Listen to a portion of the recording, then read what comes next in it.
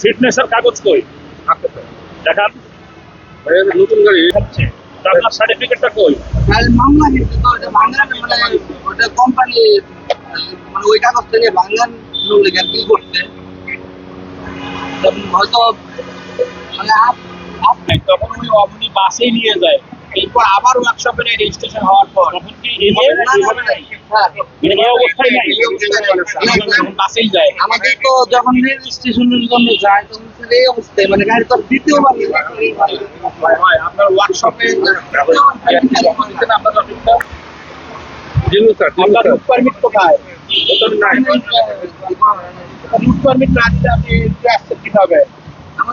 কিভাবে এটা তো অপরাধ আছে, কিন্তু ও নিজে কথা বলে, এটা তো সাংঘাতিক কথা।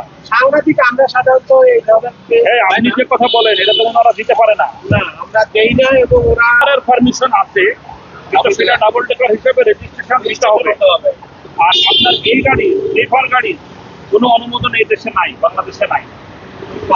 আমরাও জানি, আমরা চালাই না, আমরা জানি কিন্তু যাই না চালালে তো অবৈধভাবে চালাচ্ছেন। আপনি যাবেন ডাব্লিউতে পরে আপনার কাগজপত্র দিয়ে দেবো আমরা, এখন দপ্তর থাকবে।